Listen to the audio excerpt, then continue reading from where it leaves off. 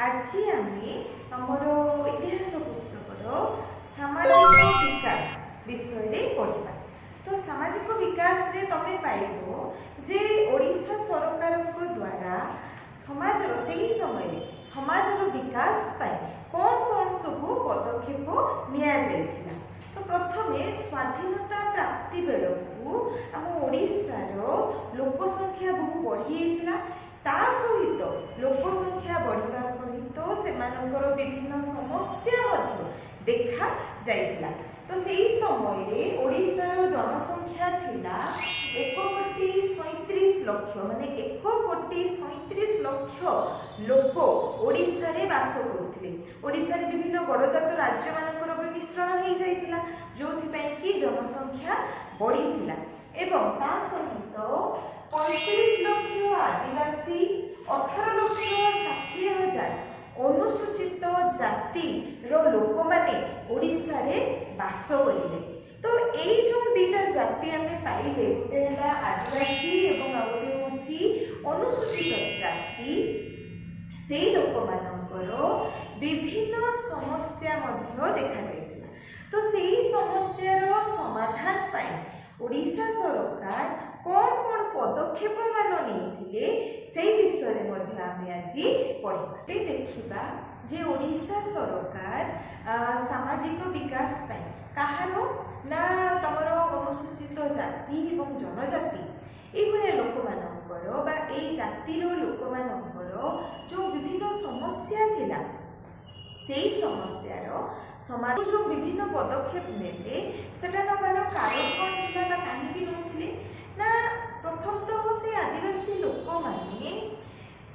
बण जंगल घेरा एक संकीर्ण जगार रोहुथिले जोटा कि तमर जातीय स्रोतरु माने सामाजिक से समय जातीय स्रोतरु से माने संपूर्ण भाव में विच्छेद होकर रहुथिले जहाद्वारा कि सेमाने जो से समय जो विभिन्न उन्नति बा जो जो उन्नति सब होइतिला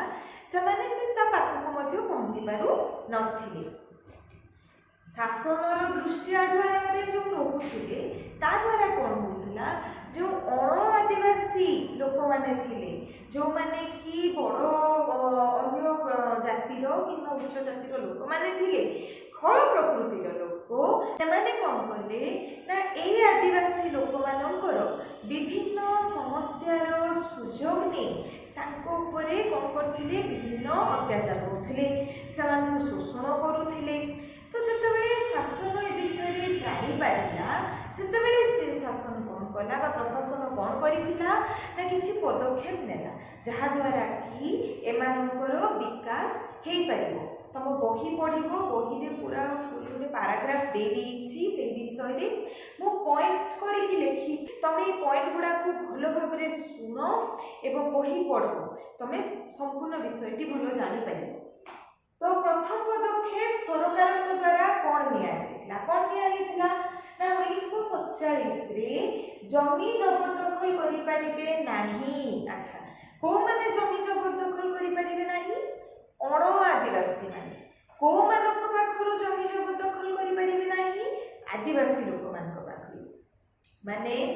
अण आदिवासी लोक माने कौन करथुले ना विभिन्न कारण देखिए विभिन्न तांकर असुविधार सुजोग नेकी तांको पाखरे जेतिकी जमी थिला बा जहाँ भी जमी रहुथिला से जमी को से माने कौन करथुले ना जबरदखल करनथुले जहाद्वारा कौन होता ना से आदिवासी लोक माने जमी शून्य होते बा जमी हरई दौले। तो 1947 रे आईन करागला जे कोनोसी भी केस रे बा कोनोसी भी अवस्थार सुजोग ने बा कारण दर्शी कोनोसी अण आदिवासी लोक कोनोसी आदिवासी लोक ठारू जमी नहीं पारिबे नाही एटा गोटे आईन कराहला। सेकेंड पॉइंट कौन थिला जमी चिन्हट करी जमी फेरस्त कहार जमी चिन्हट करागला ना आदिवासी लोक मानकर जमी चिन्हट करागला ना सरकार कौन कले ना विभिन्न कर्मचारी तांकर सरकारी स्तर रे सरकारी कर्मचारी नियुक्त कले सेमाने कौन करिवे ना सेमाने देखिबे जे कोठी को जमीटी आदिवासी मानकर जमी अटे से जमी को चिन्हट करेंगे एवं जदि कौन जमी एमती मिलला जो जमी की आदिवासी जमी एवं कौन गोटे अण आदिवासी लोक वर्तमान से जमीर मालिक हो से जमी को से चिन्हट कले करी से आदिवासी लोकटी को आदिवासी लोक मानू से जमी को फेरस्त करागला है। थर्ड रे कौन आर्थिक सहायता प्रदान से माने जेहेतु जीवन स्रोतर बहुत दूर रे थिले तो से कौन करागला ना आर्थिक सहायता दिगला ता द्वारा कौन हम से जीवन शैली टी उन्नत हम तो से सरकार तरफ आर्थिक सहायता प्रदान करा कौन ना काम धंदा जोगान से कौन काम करेंगे काम नकरिले बेकारी बढ़िबा द्वारा कौन हम यही फल प्रकृतिर लोक मैंने तार सुजोग ने तो जदि प्रथम से काम धंदा जोगे दि जाऊँगी एवं अर्थनैतिक प्रगति हो पारुछि ता द्वारा ताहले कौन हम से कौन अवस्थार सुजोग नहीं कौन अन्य लोक से शोषण करें ना तो से कौन करागला ना आदिवासी लोक मानू काम धंदा जोगे दिगला एवं काम धंदा करने जो सब सामग्री दरकार जेपरिक मागणा बलद जोगेबा ठारू आरंभ करी कृषि उपकरण चरखा जोगे दिगला ता द्वारा कौन हम से काम करेंगे काम धंदा से पाइबे तापरे कौन ना कृषि उपयोगी जमी जोगान से समय पोड़ू चाष होता पोड़ू चाष को निरुत्साहित करागला प्रथम जानवा दरकार पोड़ू चाष कौन थिला ना कोनोसी एक जंगल पोड़ी दिया जाउथिला पोड़ी देकी कौन करा होथिला सेठी चाष करा जाउथिला समय क्रमे बा सेठी चाष करि सारिला परे किछि समय परे जेतेबेले सेही जमीर उर्वरता नष्ट हो जाउथिला पुणी से लोक मैंने आउ गोटे जगह को जाऊे आउ गोटे जंगल देखुले एवं से जंगल को पोड़ी दे पुणी से चाष करुले तो यहाँ को यही व्यवस्था को पोड़ू चाष कह जाए तो ता द्वारा हम कौन एक जंगल नष्ट जंगल क्षय दुई वायुमंडल दूषित पोड़ी दुआ होता धुआं बाढ़ला तो द्वारा कौन हम वायुमंडल दूषित है तो प्रथम कौन करागला पोड़ू चाष को बंद करा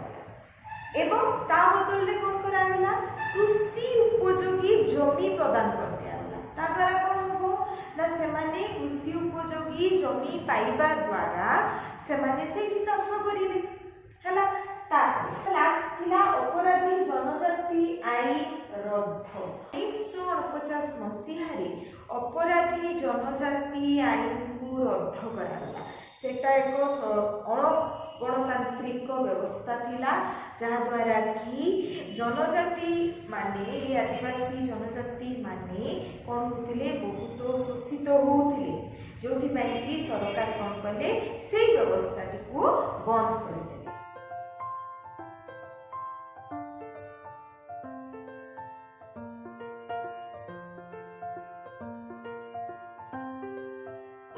तो आज क्लास आम एति रखा नेक्स्ट क्लास को आम डिस्कसन करवा